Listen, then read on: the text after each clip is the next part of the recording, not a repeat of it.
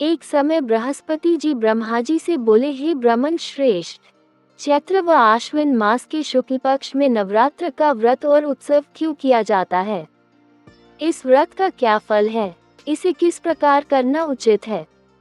पहले इस व्रत को किसने किया, सो विस्तार से कहिए। बृहस्पति जी का ऐसा प्रश्न सुन ब्रह्मा जी ने कहा, हे बृहस्पति, प्राणियों के हित की इच्छा से तुमने बहुत अच्छा प्रश्न किया है। जो मनुष्य मनोरथ पूर्ण करने वाली दुर्गा, महादेव, सूर्य और नारायण का ध्यान करते हैं, वे मनुष्य धन्य हैं। ये नवरात्र व्रत संपूर्ण कामनाओं को पूर्ण करने वाला है। इसके करने से पुत्र की कामना वाले को पुत्र, धन की लालसा वाले को धन, विद्या की चाहना वाले को विद्या और सुख की इच्छा वाले को सुख मिलता है। इस व्रत को करने से रोगी मनुष्य का रोग दूर हो जाता है, मनुष्य की संपूर्ण विपत्तियां दूर हो जाती है और घर में समृद्धि की वृद्धि होती है। बंध्या को पुत्र प्राप्त होता है, समस्त पापों से छुटकारा मिल जाता है और मन का मनोरथ सिद्ध हो जाता है। जो मनुष्य इस नवरात्र व्रत को नहीं करता वह अनेक दुखों को भोगता है और कष्ट व रोग से पीड़ित हो हीनता को प्राप्त होता है। उसके संतान नहीं होती और वह धन धान्य से रहित हो, भूख और प्यास से व्याकुल घूमता फिरता है तथा संज्ञाहीन हो जाता है। जो सधवा स्त्री इस व्रत को नहीं करती वह पति सुख से वंचित हो नाना दुखों को भोगती है। यदि व्रत करने वाला मनुष्य सारे दिन का उपवास न कर सके तो एक समय भोजन करे और 10 दिन बांधवों सहित नवरात्र व्रत की कथा का श्रवण करे। हे बृहस्पति, जिसने पहले इस महाव्रत को किया है वह कथा मैं तुम्हें सुनाता हूँ, तुम सावधान होकर सुनो। इस प्रकार ब्रह्मा जी का वचन सुनकर बृहस्पति जी बोले, हे ब्राह्मण, मनुष्यों का कल्याण करने वाले इस व्रत के इतिहास को मेरे लिए कहो, मैं सावधान होकर सुन रहा हूँ। आपकी शरण में आए हुए मुझ पर कृपा करो।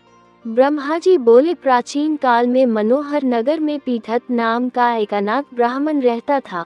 वह भगवती दुर्गा का भक्त था। उसके संपूर्ण सद्गुणों से युक्त सुमति नाम की एक अत्यंत सुंदरी कन्या उत्पन्न हुई। वह कन्या सुमति अपने पिता के घर बाल्यकाल में अपनी सहेलियों के साथ क्रीड़ा करती हुई इस प्रकार बढ़ने लगी जैसे शुक्ल पक्ष में चंद्रमा की कला बढ़ती है।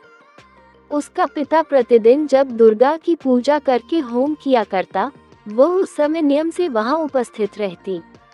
एक दिन सुमति अपनी सखियों के साथ खेल में लग गई और भगवती के पूजन में उपस्थित नहीं हुई। उसके पिता को पुत्री की ऐसी असावधानी देखकर क्रोध आया और वह पुत्री से कहने लगा, अरे दुष्ट पुत्री, आज तूने भगवती का पूजन नहीं किया, इस कारण मैं किसी कुष्ठ रोगी या दरिद्र मनुष्य के साथ तेरा विवाह करूंगा। पिता का ऐसा वचन सुन सुमति को बड़ा दुख हुआ और पिता से कहने लगी, हे पिता, मैं आपकी कन्या हूँ तथा सब तरह आपके अधीन हूँ, जैसी आपकी इच्छा हो वैसा ही करो। राजा से, कुष्ठी से, दरिद्र से अथवा जिसके साथ चाहो मेरा विवाह कर दो, पर होगा वही जो मेरे भाग्य में लिखा है। मेरा तो अटल विश्वास है जो जैसा कर्म करता है उसको कर्मों के अनुसार वैसा ही फल प्राप्त होता है, क्योंकि कर्म करना मनुष्य के अधीन है पर फल देना ईश्वर के अधीन है। जैसे अग्नि में पड़ने से तृणादि उसको अधिक प्रदीप्त कर देते हैं, इस प्रकार कन्या के निर्भयता से कहे हुए वचन सुन उस ब्राह्मण ने क्रोधित हो अपनी कन्या का विवाह एक कुष्ठी के साथ कर दिया और अत्यंत क्रोधित हो पुत्री से कहने लगा, हे पुत्री, अपने कर्म का फल भोगो, देखे भाग्य के भरोसे रहकर क्या करती हो। पिता के ऐसे कटु वचनों को सुन सुमति मन में विचार करने लगी, हो मेरा बड़ा दुर्भाग्य है जिससे मुझे ऐसा पति मिला। इस तरह अपने दुख का विचार करती हुई वह कन्या अपने पति के साथ वन में चली गई और डरावने कुशायुक्त उस निर्जन वन में उन्होंने वह रात बड़े कष्ट से व्यतीत की। उस गरीब बालिका की ऐसी दशा देख देवी भगवती ने पूर्व पुण्य के प्रभाव से प्रकट हो सुमति से कहा, हे दीन ब्राह्मणी, मैं तुझसे प्रसन्न हूँ, तुम जो चाहो सो वरदान मान सकती हो। भगवती दुर्गा का ये वचन सुन ब्राह्मणी ने कहा, आप कौन है वह सब मुझसे कहो।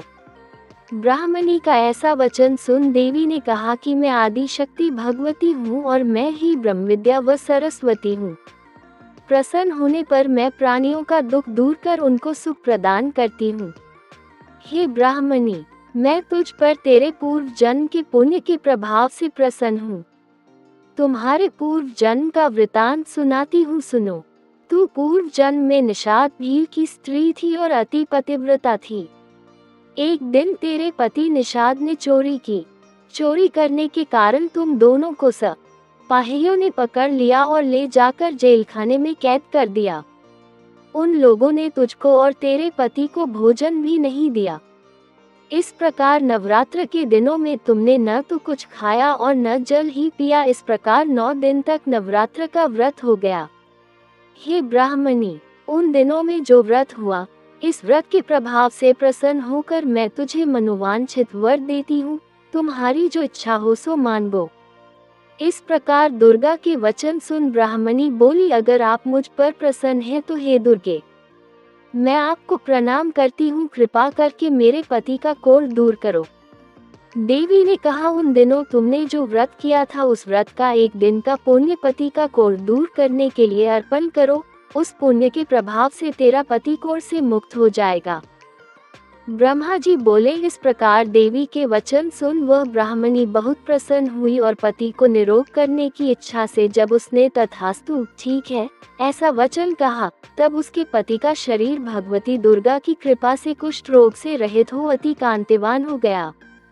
वह ब्राह्मणी पति की मनोहर देह को देख देवी की स्तुति करने लगी, हे दुर्गे, आप दुर्गति को दूर करने वाली, तीनों लोकों का संताप हरने वाली, समस्त दुखों को दूर करने वाली, रोगी मनुष्य को निरोग करने वाली, प्रसन्न हो मनोवांछित वर देने वाली और दुष्टों का नाश करने वाली जगत की माता हो। हे अम्बे, मुझ निरपराध अबला को मेरे पिता ने कुष्ठी मनुष्य के साथ विवाह कर घर से निकाल दिया। पिता से तिरस्कृत निर्जन वन में विचर रही हूँ। आपने मेरा इस विपदा से उद्धार किया है। हे देवी, आपको प्रणाम करती हूँ, मेरी रक्षा करो। ब्रह्मा जी बोले, हे बृहस्पति, उस ब्राह्मणी की ऐसी स्तुति सुन देवी बहुत प्रसन्न हुई और ब्राह्मणी से कहा, हे ब्राह्मणी, तेरे उदाले नामक अति बुद्धिमान, धनवान, कीर्तिवान और जितेंद्रिय पुत्र शीघ्र उत्पन्न होगा। ऐसा वर प्रदान कर देवी ने ब्राह्मणी से फिर कहा कि हे ब्राह्मणी, और जो कुछ तेरी इच्छा हो वह मांग ले। भगवती दुर्गा का ऐसा वचन सुन सुमति ने कहा कि हे भगवती दुर्गे, अगर आप मुझ पर प्रसन्न हैं तो कृपा कर मुझे नवरात्र व्रत की विधि और उसके फल का विस्तार से वर्णन करें। महात्म्य। इस प्रकार ब्राह्मणी के वचन सुन दुर्गा ने कहा, हे ब्राह्मणी, मैं तुम्हें संपूर्ण पापों को दूर करने वाले नवरात्र व्रत की विधि बतलाती हूँ, जिसको सुनने से मोक्ष की प्राप्ति होती है। आश्विन मास के शुक्ल पक्ष की प्रतिपदा से लेकर 9 दिन तक विधिपूर्वक व्रत करें। यदि दिन भर का व्रत न कर सके तो एक समय भोजन करें। विद्वान ब्राह्मणों से पूछकर घट स्थापन करें और वाटिका बनाकर उसको प्रतिदिन जल से सींचें। महाकाली, महालक्ष्मी और महासरस्वती देवी की मूर्तियां स्थापित कर उनकी नित्य विधि सहित पूजा करें और पुष्पों से विधि पूर्वक अर्घ्य दें। बिजौरा के फल से अर्घ्य देने से रूप की प्राप्ति होती है। जायफल से अर्घ्य देने से कीर्ति, दाख से अर्घ्य देने से कार्य की सिद्धि होती है। आंवले से अर्घ्य देने से सुख की प्राप्ति और केले से अर्घ्य देने से आभूषणों की प्राप्ति होती है। इस प्रकार पुष्पों व फलों से अर्घ्य देकर व्रत समाप्त होने पर 9वें दिन यथा विधि हवन करें। खांड, घी, गेहूं, शहद, जौ, तिल, बिल, बेल, नारियल, दाख और कदम आदि से हवन करें। गेहूं से होम करने से लक्ष्मी की प्राप्ति होती है। खीर एवं चंपा के पुष्पों से धन की और बेल पत्तों से तेज व सुख की प्राप्ति होती है। आंवले से कीर्ति की और केले से पुत्र की, कमल से राज सम्मान की और दाखों से संपदा की प्राप्ति होती है। खांड, घी, नारियल, शहद, जौ और तिल तथा फलों से होम करने से मनोवांछित वस्तु की प्राप्ति होती है। व्रत करने वाला मनुष्य इस विधि विधान से होम कर आचार्य को अत्यंत नम्रता के साथ प्रणाम करे और यज्ञ की सिद्धि के लिए उसे दक्षिणा दे। इस प्रकार बताई हुई विधि के अनुसार जो व्यक्ति व्रत करता है उसके सब मनोरथ सिद्ध होते हैं, इसमें तनिक भी संदेह नहीं है।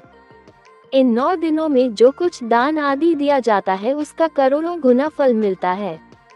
इस नवरात्र व्रत करने से अश्वमेध यज्ञ का फल मिलता है। हे ब्राह्मणी, इस संपूर्ण कामनाओं को पूर्ण करने वाले उत्तम व्रत को तीर्थ, मंदिर अथवा घर में विधि के अनुसार करें।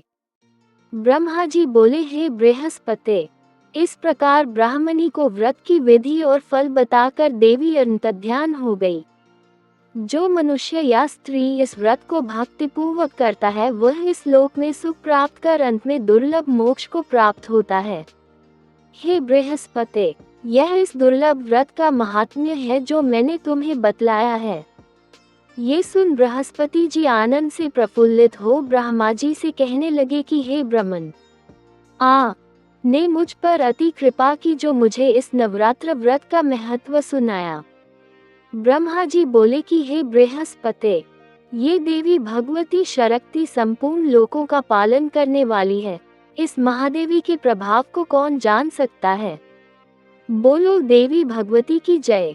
व्रत की विधि प्रातः नित्य कर्म से निवृत्त हो स्नान कर मंदिर में या घर पर ही नवरात्र में दुर्गा जी का ध्यान करके ये कथा करनी चाहिए।